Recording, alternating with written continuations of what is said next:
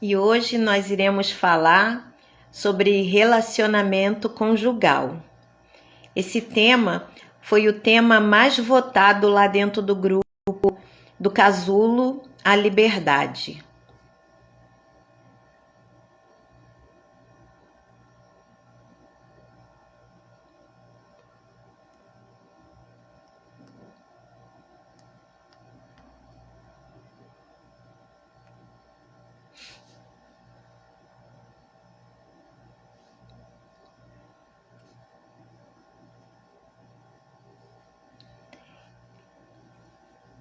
Esse tema, nos últimos tempos, é um tema que tem sendo muito difundido em função de todos os problemas que as mulheres vêm enfrentando no relacionamento delas. E nós iremos debater esse tema à luz da palavra de Deus. Vamos verificar o que a Bíblia diz sobre os relacionamentos. Esse tema, ele diz respeito às mulheres solteiras, porque ainda estão em busca de um parceiro, né? Um parceiro ideal, de acordo com a Bíblia. Também a forma como ela deve se portar para encontrar esse parceiro. Também falamos para aquelas mulheres que estão casadas, bem casadas, para cada dia mais elas se parecerem com a mulher virtuosa, né? Também tem aquelas mulheres que estão separadas, que estão em processo de divórcio, né? Até mesmo mulheres morando debaixo do mesmo teto, porém dormindo em quartos separados, até mesmo no meio cristão. Então, para começar, vamos verificar o que a palavra do Senhor fala sobre relacionamento conjugal. Para começarmos essa live, vamos enfocar lá no início da Bíblia o que é o casamento. O casamento bíblico não é o casamento que nós conhecemos hoje, que é um documento assinado. O casamento bíblico, ele se concretiza através do ato sexual. Nós podemos verificar isso em várias passagens da Bíblia, principalmente ali quando o servo de Abraão traz Rebeca até Isaac, né?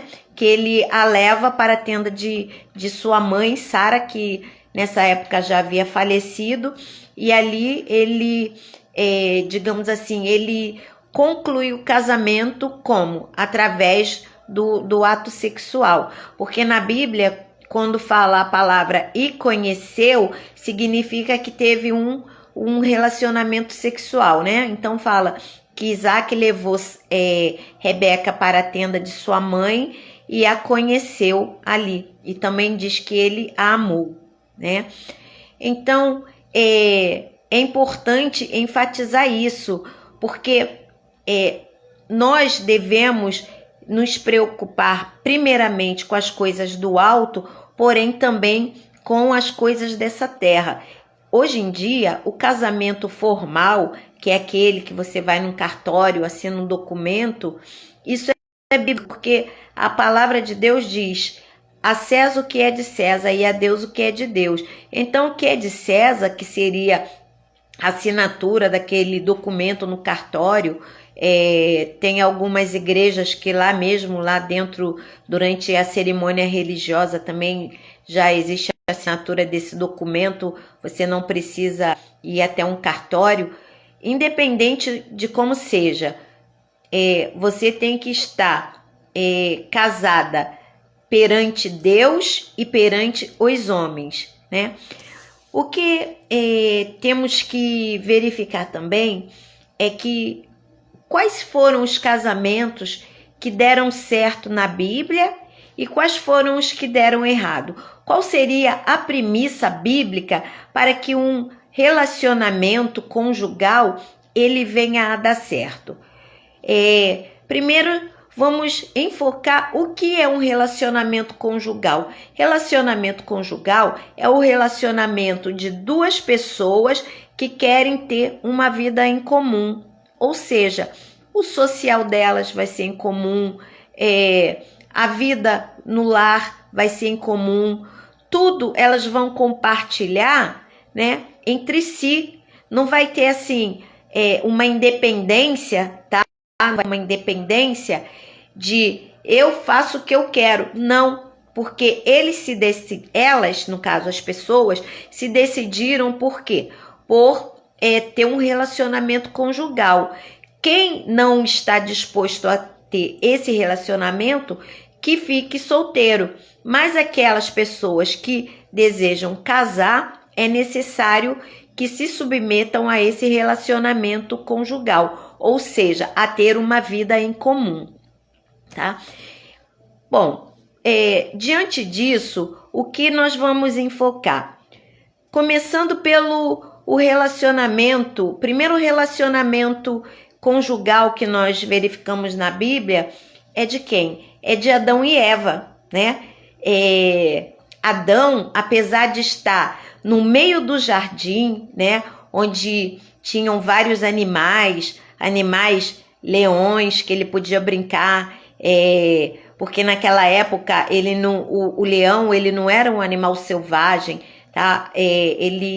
O Adão ele podia brincar com os animais, com os elefantes, com todos os animais, até porque o próprio Adão ele colocou o nome em todos os animais. Deus criou e Adão nomeou. E Adão estava ali no meio, tinha as árvores do jardim, as frutas saborosas, ele poderia desfrutar de tudo. Mas, no entanto, ele era feliz, tá?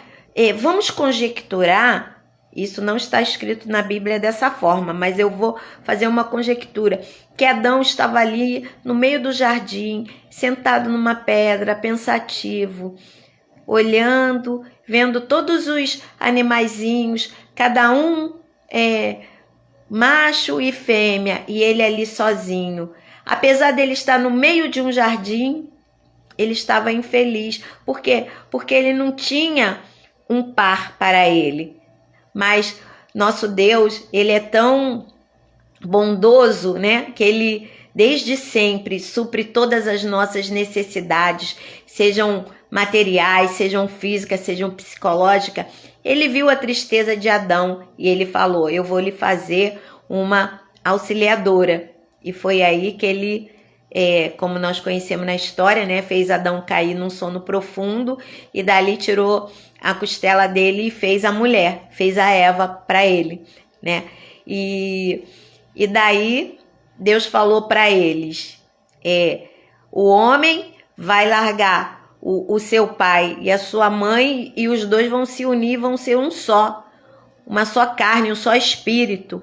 E isso é como? É através do ato sexual, uma só carne, uma união. Por isso que quando Adão olhava para todos os animais, ele não via um par para ele. Por quê? Porque o nosso Deus, ele é um Deus da perfeição. Ele faz tudo perfeito.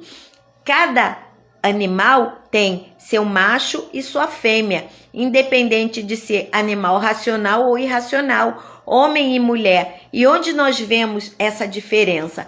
Através do órgão sexual. Nós vemos a diferença do órgão sexual masculino para o feminino, porque juntando os dois, quando existe o acasalamento, existe uma união perfeita. Então Deus depois falou para eles: agora vão encher a terra e multiplicai, né? Então, uma das funções do casamento é o quê? Primeiro, tirar a solidão, trazer alegria, trazer contentamento. Outra é o quê? É a multiplicação, é encher a terra, né? Então, assim, e nisso, Deus, ele está sempre na frente de tudo. O Senhor, ele está sempre organizando tudo. A partir daí, indo mais à frente, o que nós vemos? Nós vemos o relacionamento entre Sara e Abraão. Sara, ela sempre chamou Abraão de meu senhor. Não que isso deva ser feito nos dias de hoje, né? Você não vai chegar, né, mulher, em casa e vai falar assim, ô meu senhor, tá? Isso foi naquela época. Mas quer dizer que naquela época, de acordo com a cultura da época, ela era submissa a seu marido. Tudo que Abraão falava, ela estava de acordo, ela concordava com ele. Porém, Abraão era um homem de Deus, então ele nunca submeteu a Sara a nada que viesse a maltratá-la, entendeu? Apesar de que muitas pessoas vão dizer assim, mas ele mentiu para Faraó, falou que Sara era irmã dele e Sara ia ficar lá à mercê de Faraó. Só que o que acontece? Na realidade, Abraão, ele não mentiu, ele omitiu. Daí, o que acontece? Nós tiramos mais um ensinamento. Nem tudo é para nós falarmos. A gente tem que ter sabedoria, porque às vezes o falar demais pode custar a própria vida. Abraão, ele temeu pela vida dele, porque Sara era tão linda, ele ficou com medo de dizer que ela era esposa dele e Faraó mandar matá-lo para poder ficar com a sua esposa. E ele não mentiu, porque na realidade Sara era o quê? Era meia irmã dele. No tempo devido, o próprio Senhor fez com que ele dissesse isso a Faraó, porque Deus apareceu a Faraó em sonhos e Deus, como sempre, perfeito e maravilhoso do jeito que é, não deixou que Faraó possuísse a Sara e este veio a devolver a Sara para o próprio Abraão. Então, assim, ali nós vemos o quê? Uma unidade de concordância entre marido e esposa. Ainda, né, seguindo nessa linha, nós vemos o quê? A história de Isaac e Rebeca. Que lição nós tomamos com a história de Isaac e Rebeca? Abraão,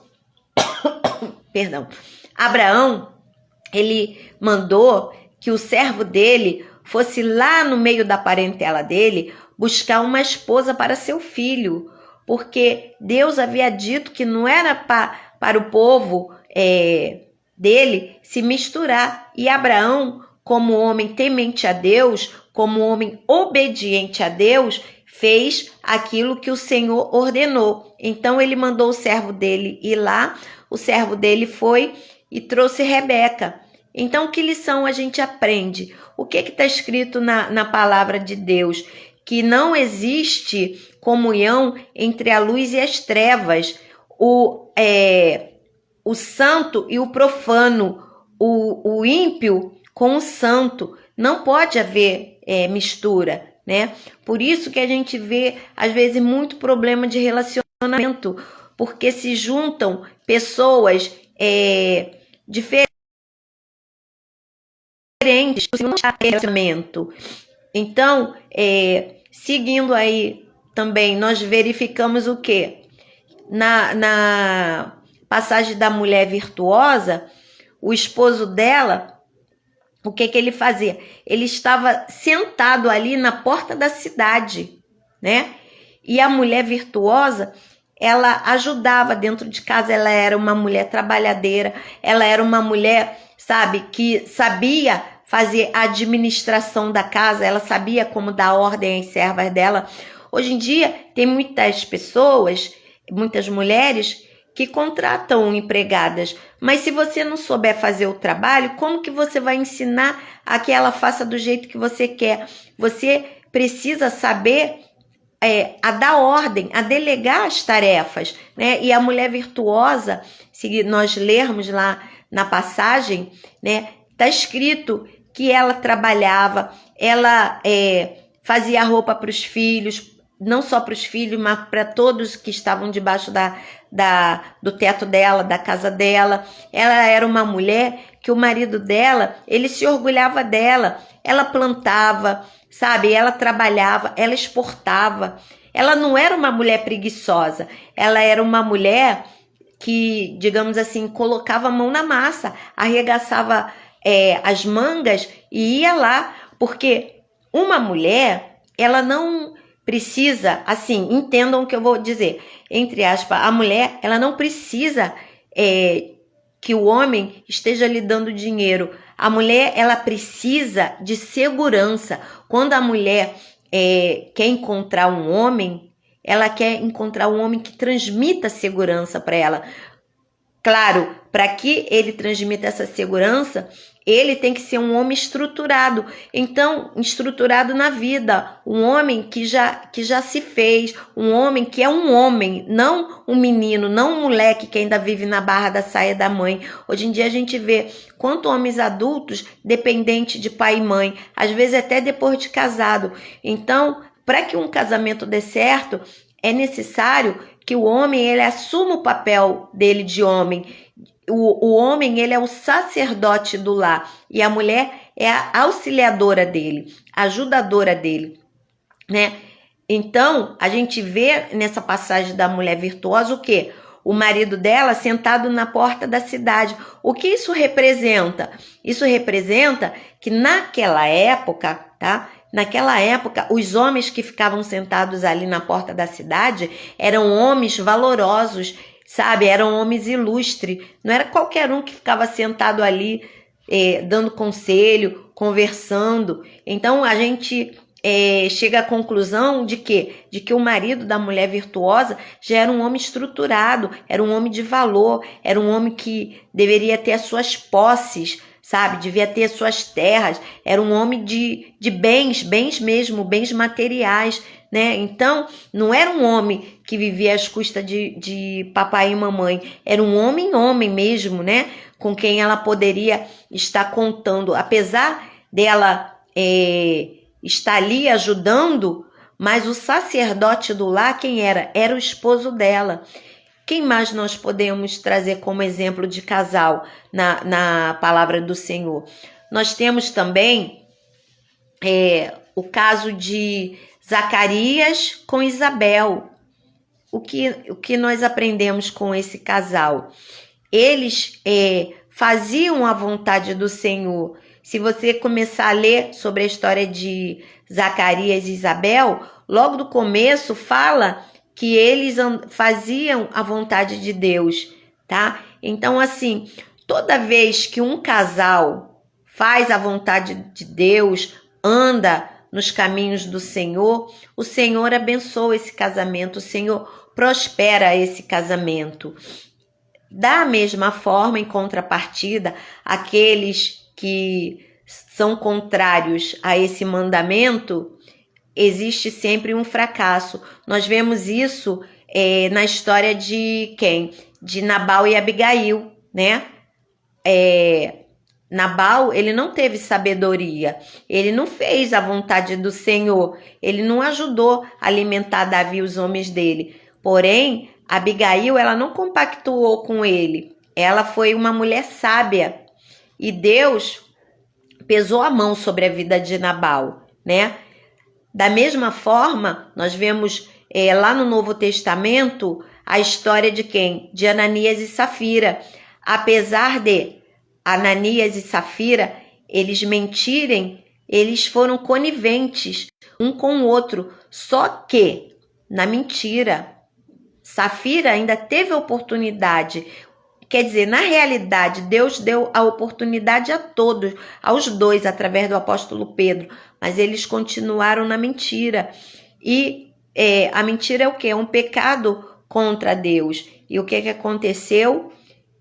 Os dois acabaram perecendo, né? Então, assim, nós verificamos o quê? Para que um relacionamento conjugal dê certo, é primordial que tenha a presença do Senhor, que os dois andem junto com o Senhor, façam a vontade do Senhor, obedeçam ao Senhor, tá? Ainda remetendo lá no Novo Testamento, o que nós verificamos também ainda falando sobre casamento? O primeiro milagre do Senhor Jesus, ele se deu numa festa de casamento, onde acabou o vinho, né? Nós sabemos que o vinho, ele representa o quê? A alegria. Então, o que a gente aprende com isso? A gente aprende que para que um casamento dê certo, seja feliz, seja próspero, é preciso que o Senhor Jesus esteja neste casamento. Aí não vai faltar alegria, não só para o casal em si, né? Como eles vão conseguir transbordar a alegria deles. Por quê? Porque o vinho não foi só para o casal, o vinho foi para todos os convidados ali presentes. Então, quando a presença de Deus está dentro de um casamento, aquele casal, ele transborda Jesus para todos que estão no entorno dele. Então, agora, o que eu vou falar? Eu vou falar sobre o casamento nos dias de hoje, né? Trazendo tudo isso que foi dito de um casamento daquela época, dos tempos de Jesus, dos tempos de antes de Jesus, né? Dos tempos de depois de Jesus, a gente verificou que o quê? Que o fundamento maior para um casamento dar certo é o quê? É a presença de Deus, é a comunhão do casal com o quê? Com Deus, é a obediência que eles têm ao Senhor, né? E quando isso não acontece, quando existe a desobediência à palavra de Deus, quando existe o jugo desigual, a propensão para que esse casamento não dê certo é muito grande, tá? Então, continuando, hoje em dia a gente vê muitas mulheres se queixando de casamentos frustrados, muitas mulheres infelizes nos seus relacionamentos. Mas por que será? Sabe? É muito fácil um cônjuge culpar o outro, porque ninguém nunca assume a culpa de nada. As pessoas, sempre é muito fácil jogar a culpa no outro. Ah, mas ele é culpado. Ah, mas ela é culpada, né? Da mesma forma como aconteceu lá no jardim, né? Eva comeu do fruto, colocou, deu para Adão, né? Aí quando Deus chegou lá para arguir, o que você fez, Adão? Ah, foi a mulher que o Senhor me deu, que me deu fruto proibido para eu comer. Aí quando Deus interpelou a mulher, o que você fez, mulher? Aí ela, foi a serpente que me enganou. Então, assim, sempre um jogando a culpa no outro, né? Mas isso é o quê? Isso é uma sombra do quê? Do pecado, né? Então, quando não existe essa comunhão com Deus, aí entra o quê? Entra o pecado, entram as brigas, entram as desavenças, né? Primeiro que quando duas pessoas resolvem se casar, elas trazem cada uma as suas bagagens de vida. Quem assistiu a live de ontem vai entender como essas bagagens são formadas. São mentalidades que são formadas através do desenvolvimento da pessoa, desde da infância até a fase adulta. Ela vai adquirindo uma bagagem mental, uma bagagem espiritual, e isso ela traz com ela, dentro do ser dela, e quando ela casa, cada um traz a sua bagagem, né? Vamos supor, morava veio de um lar onde tinha muita abastança, os pais gastavam demais, então ele vem com aquele pensamento. O outro vem de um lar onde os pais já são muito mão fechada, ou então guardam bastante, poupam bastante, aí ele já vem com aquela cultura. Quando eles se juntam, existe aquele choque de realidade, ou então vem um com uma bagagem de um lar, sabe, de um lar feliz, de um lar próspero, de um lar tranquilo. Aí vem outro onde existe problemas no lar, onde existe muitas brigas. Quando eles se juntam, existe aquele confronto de realidades, né? Aí é no meio desse confronto que muitos eles não conseguem sobreviver. Por quê? Porque hoje em dia a mentalidade dos casais é assim: eu vou casar, se não der certo, separo, sabe? Eles não pensam assim: eu vou tentar conversar, compreender, tentar transformar o que está errado. Não, separar é mais fácil, né? A atitude de separar é mais fácil do que chegar e falar assim: vamos sentar, vamos conversar, né? Então, o que acontece? É bem mais fácil fazer isso, mas não é assim que deve ser, né? Em um relacionamento, principalmente num relacionamento conjugal, cada um deve saber o seu papel definido. Principalmente o homem, ele é o provedor da casa, né? O homem, ele é o provedor, ele é aquele, eu tô falando aqui biblicamente, né? De acordo com a palavra de Deus. A palavra de Deus diz que o homem, o homem ele é o provedor do lar.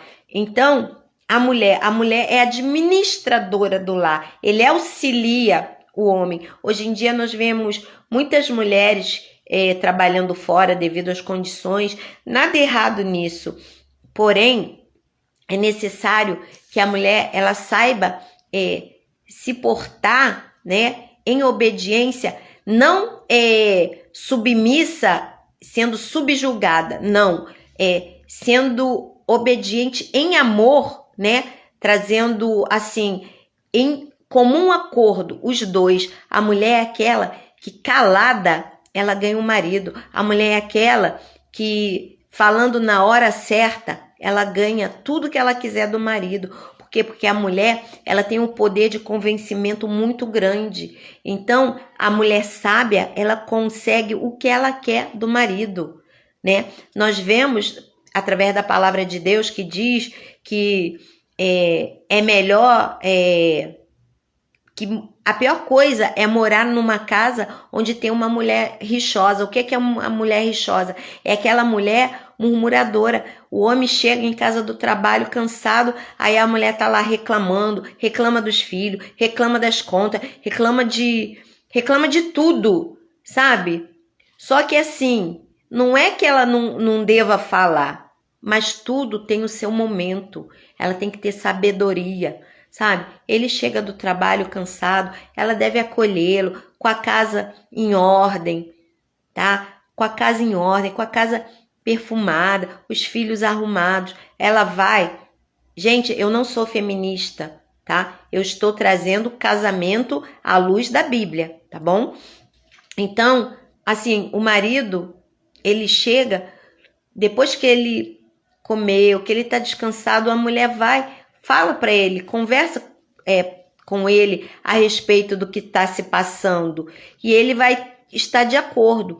Da mesma forma, o marido, ele tem que o quê? Ele tem que acolher a mulher em amor, ele tem que tentar entender o momento que ela está passando, se ela está com dificuldade com os filhos, às vezes ela acabou de ter um bebê, sabe, é um momento difícil, ele precisa, existe períodos da mulher como período da TPM, né, ele tem que entender esses períodos, tem que dar amor para a mulher, né, a palavra diz que o homem tem que amar a mulher como Cristo amou a igreja, né, hoje em dia a maioria das mulheres trabalham fora, então deve haver um comum acordo entre os dois para quê? Para eles se ajudarem mutuamente com as tarefas da casa. Não é deixar tudo nas costas da mulher. Quer dizer, os dois trabalham fora, sendo que quando chega a noite em casa, só a mulher que tem que fazer tudo. Aí vem o quê? Vem as discórdias também. É preciso que haja essa divisão de tarefas, porque o homem, assim como não é proibido a mulher trabalhar fora, também não existe nada que proíba do homem ajudar a mulher com as tarefas dela em casa, ajudar a olhar um filho, sabe? Lavar uma louça. Hoje em dia muitos homens gostam de cozinhar, né? Então, assim, ajudar os dois, eles têm que ter tudo em comum. Ver, o que eu gosto de fazer, o que eu não gosto. Aí vocês dividem a tarefa de acordo com isso, sabe? O que fica melhor para um, o que fica melhor para o outro. Mas tudo isso tem que ser acertado como? Através de conversa e não através de brigas, sabe? Deixa eu beber um pouquinho de água aqui. Então, o que acontece? Hoje em dia, falta muito disso.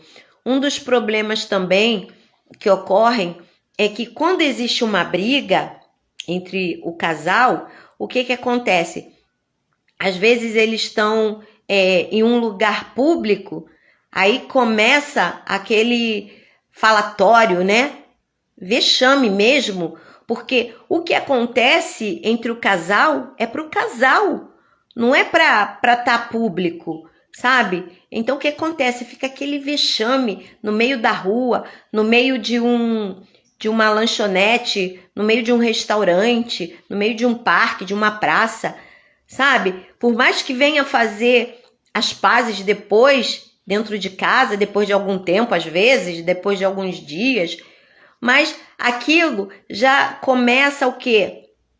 A dar brecha, a fazer o muro desmoronar, sabe? Então, o casal, ele tem que evitar esse tipo de coisa. Se eles estão com problema, vão para casa, conversem entre eles, ou então vão para um restaurante, uma praça, senta e conversa, mas amigavelmente, sabe? Não é ali para expor para o mundo inteiro o que está se passando com eles. O que está se passando com eles é problema deles, tem que ser resolvido entre eles.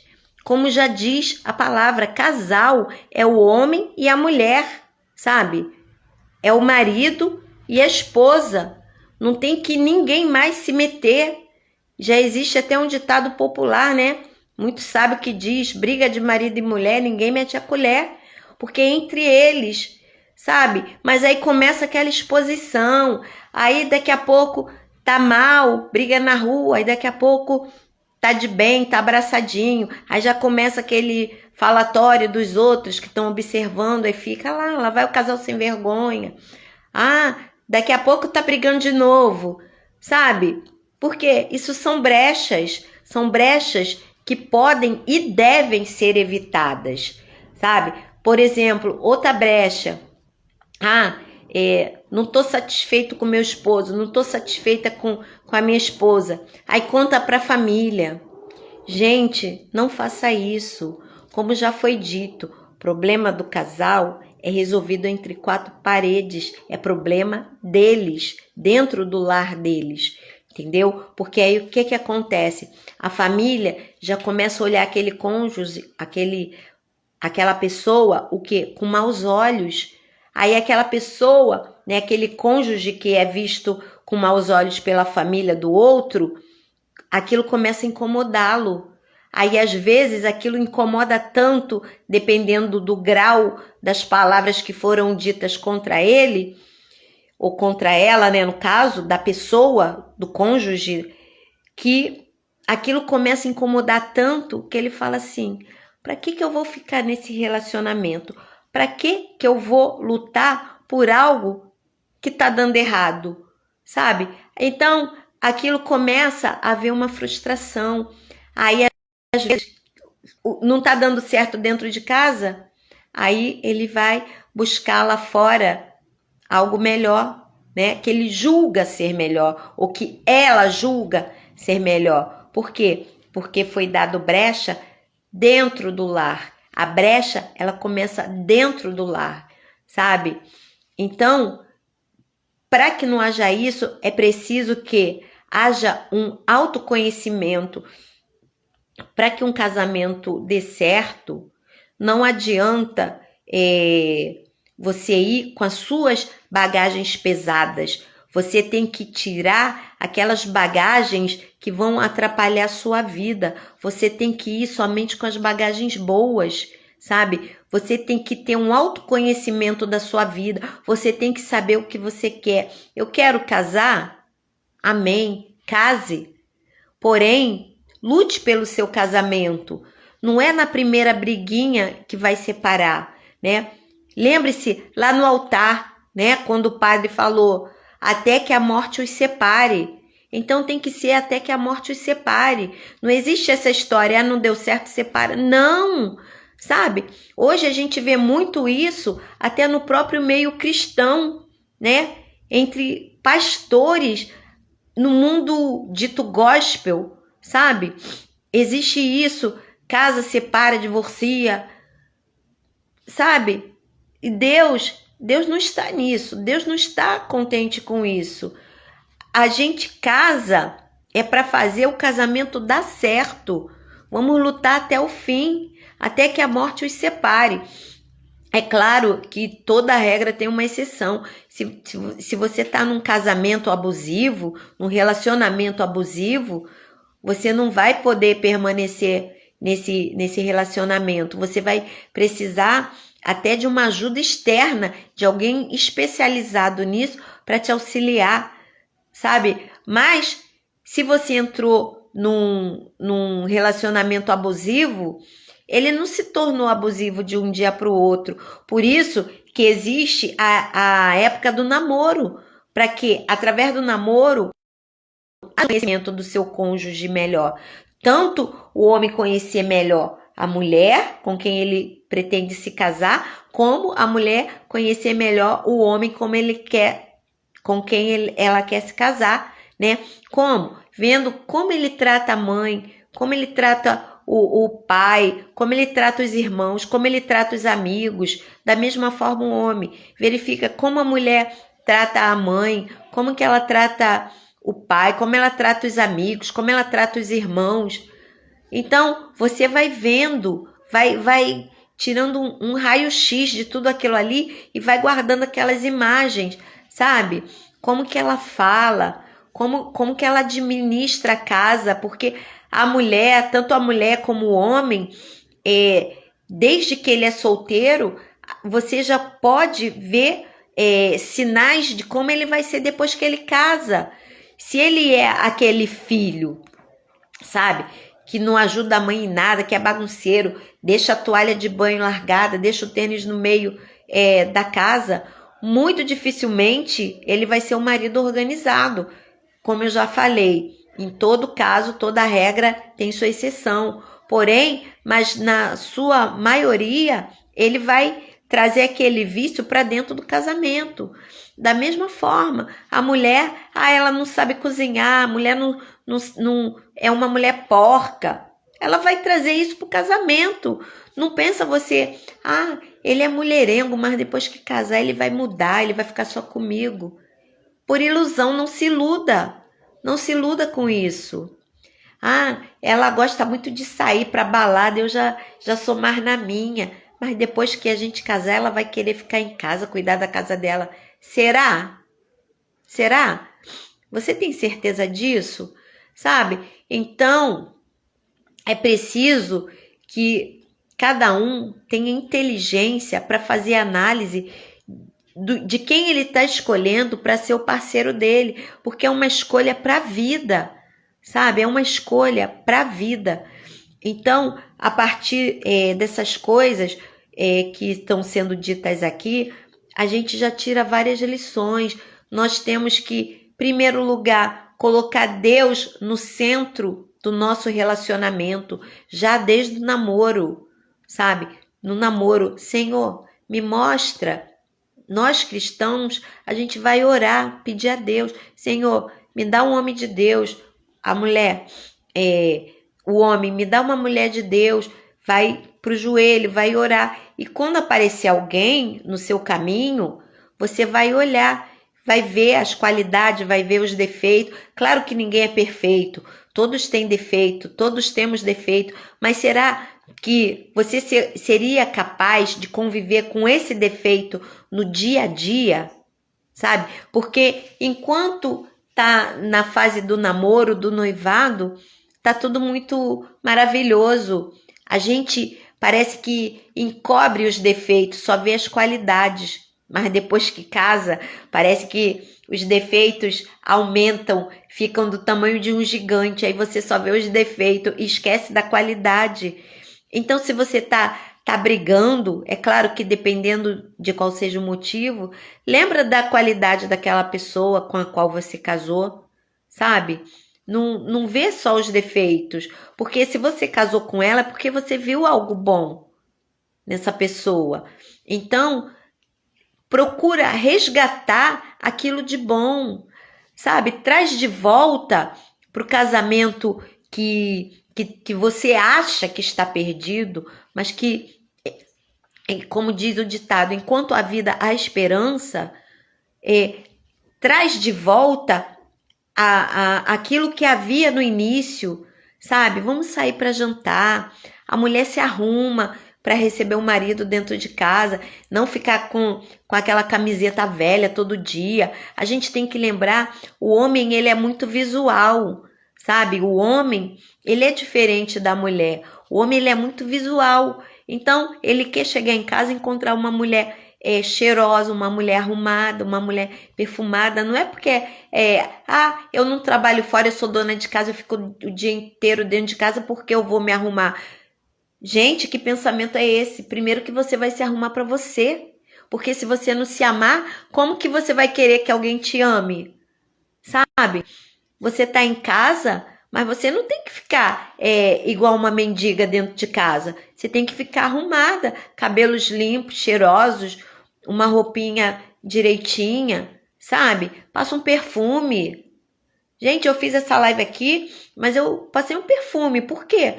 Porque eu quero me sentir bem comigo mesma, sabe? Então, não tem a ver com o outro, tem a ver conosco. Quando a gente para de viver em função do outro e começa a viver em função de nós mesmos, sabe? A nos amarmos, a reconhecer quem nós somos, aí o outro começa a olhar para nós com um olhar diferente.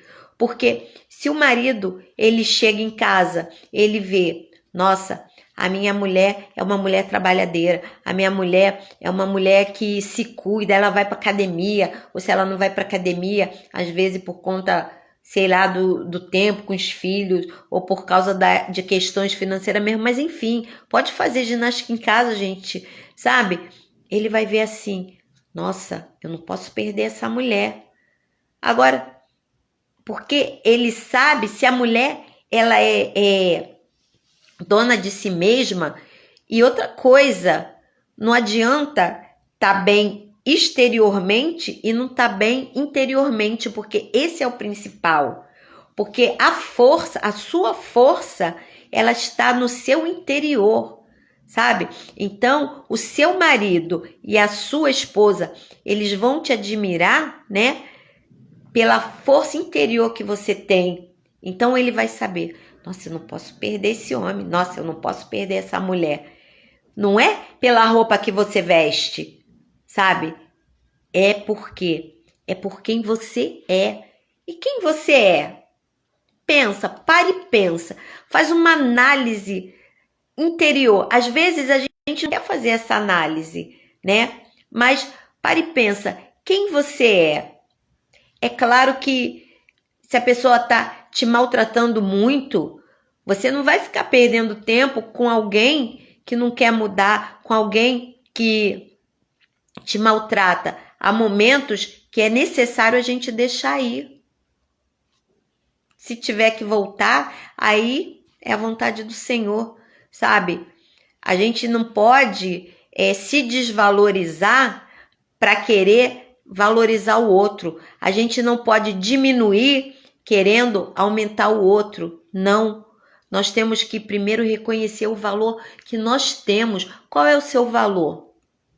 Como eu estou aqui especificamente nessa live falando exclusivamente para mulheres amadas, mulheres virtuosas, mulheres de Deus, herdeiras do Senhor, mulheres valorosas, mulheres que transbordam o amor de Deus, que transbordam a presença de Deus. Como que você vai deixar alguém te desvalorizar? Não, mas para que isso aconteça, primeiro você tem que se valorizar. Você está se valorizando? Você está se amando? Sabe? Então, são essas coisas que você tem que verificar. Agora, você também tem que parar e pensar: qual a minha parcela de culpa nesse pedido de separação? Qual a minha parcela de culpa nessa traição? Sabe? Será que a culpa é só do outro? Será que o erro é só do outro? Ou dele ou dela, independente? Sabe? E a sua parcela de culpa? Nunca fique achando que você é a coitadinha. Nunca assuma um papel de autocomiseração. Nunca tenha pena de si própria, de si mesma, sabe? Comece a se posicionar como mulher, como uma mulher vencedora, como uma mulher de fibra, sabe? O que você está somando para a sua vida?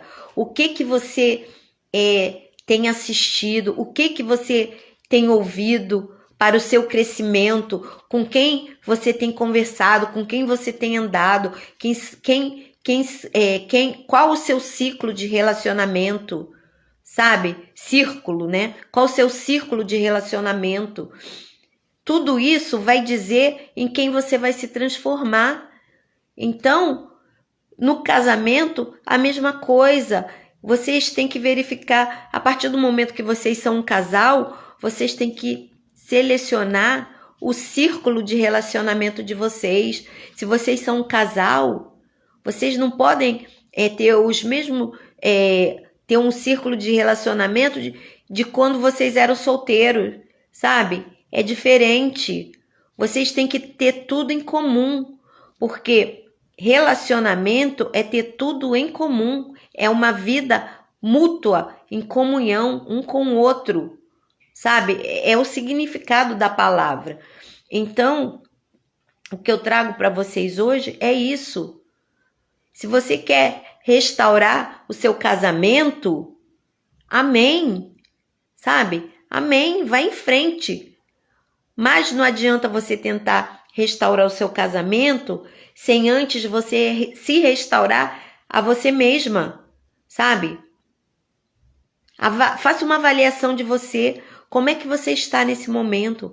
Às vezes é preciso a gente até se isolar. Para quê? Para que a gente possa se conhecer. Às vezes a gente entra no casulo, existe várias formas de dor. Na dor do casamento destruído, você entra no casulo, para quê? Para você se conhecer melhor, né? Para dali você sair mais forte e você poder lutar em prol da sua liberdade. Quando eu falo liberdade, não é liberdade que você vai ser livre, leve e solta, mas liberdade para conquistar aquilo que você quer, sabe? Liberdade não é estar solteira. Liberdade é você ter o que você quer. Se você quer ter um casamento próspero, vai ter um casamento próspero e feliz. Se você quer ser solteira, vai ser solteira desde que você seja feliz, sabe? Não existe regra. Você vai ser aquilo que te faz feliz, entendeu? Mas, para isso, você precisa saber o que você quer. E para saber o que realmente você quer, você tem que saber quem você é. Porque a partir do momento que você não tem uma autoestima elevada, você se submete a qualquer coisa, sabe? Aí você começa a não ser mais você. Você perde a sua personalidade, você perde a sua essência, você começa a viver em função do outro e você se anula e você é ninguém. Mas você é alguém, Você é uma amada do Pai. Então, mulher, dá uma chacoalhada, acorda para a vida, sabe? Acorda para a vida. Você que é solteira, pense bem, avalie bem se você já tem alguém em vista, se você já está dentro de um relacionamento, sabe? Começa a olhar as atitudes dessa pessoa, começa a verificar tudo o que acontece no círculo de relacionamento dele ou dela, né? Veja como que essa pessoa se comporta, principalmente no seio da família, com o pai ou com a mãe, com os irmãos, né? Ali, veja as atitudes que ele tem dentro do atual lar dele, lá do seio da família dele ou dela. E aí você vai poder verificar o que ele vai ser a partir do momento que ele casar com você ou que ela casar com você. Não pense que vai mudar. Pode mudar, às vezes muda um pouquinho, muda algumas coisas, mas na essência não vai mudar. Aí depois você culpa. Ah, porque você é assim, porque você é assado, porque isso, porque aquilo. Aí começa as discussões, as reclamações, aí começa a ser o quê? A mulher rixosa. A Bíblia fala, a mulher rixosa, mas tem também um homem rixoso, aquele homem que só reclama, sabe? Tem aquele homem também que não dá valor à mulher, que fica o dia todo fora de casa, só com os amigos, no bar, bebendo, jogando bola, isso e aquilo, sabe? Porém, isso a mulher já podia ter visto desde a época do namoro, desde a época de solteiro. Da mesma forma, o homem, ele sabe a mulher que ele vai ter desde a época de solteiro. Então, é isso que eu trago para vocês nessa live de hoje sobre casamento, é isso. Primeiramente, se conheça, sabe? Faça um autoconhecimento de quem você é, do que você quer, o que você quer para sua vida, sabe? Que tipo de relacionamento você quer para sua vida? Você quer ficar solteira? Ah, eu não tenho esse desejo de casar dentro de mim. Amém. Ah, eu me separei, mas não quero mais casar. Amém. Tá tudo bem, sabe? É a sua escolha, é a sua vontade. É assim que você se sente bem? É assim que você se sente livre? Amém. Sabe? Só que não pense que porque fala casamento que quer dizer prisão. Não, existem muitas pessoas casadas que são livres. Por quê? Porque elas têm um casamento sadio. Elas têm um casamento onde elas têm tudo em comum. Elas passeiam juntas, elas, sabe, sentam na mesa para comer juntas. Então elas namoram, veem um filme juntas, fazem tudo juntas, tudo em comum. Saem com os amigos juntas, com os amigos que o casal tem em comum, saem juntos, entendeu? Então, a liberdade, ela não está no lugar, se é dentro da sua casa onde você casou e você mora, ou se é na casa que você tem sendo solteira, não. A liberdade está aqui, ó. A liberdade está na sua mente. Tudo começa na sua mente. Por isso que na live de ontem eu falei onde começam os pensamentos, como surgem, né? Como surge tudo, toda a bagagem que você traz. Então, vamos fazer essa autoavaliação. Olá, Caroline, tá tudo bem com você? Você tá me ouvindo bem? Então, dando prosseguimento. Então, é isso que a Bíblia fala sobre casamento. O casamento da mulher virtuosa é isso. É um homem que fala bem da esposa para os amigos dele, sabe? Nossa, minha mulher, aquela é uma mulher de verdade, sabe? Aquela ali eu não troco por ninguém. Da mesma forma, a mulher vai honrar o marido. Nossa, o meu marido, que marido Graças a Deus, glória a Deus que eu arrumei um homem abençoado, igual aquele, eu não vou encontrar em nenhum outro lugar, sabe? A pessoa, ela, a partir do momento que ela valoriza o outro se sente valorizado. Aí começa a haver uma troca, porque a pessoa, quando ela se sente valorizada, ela se sente feliz, ela se sente amada. E quando ela se sente amada, ela transmite amor, né? Ela vai devolver o amor.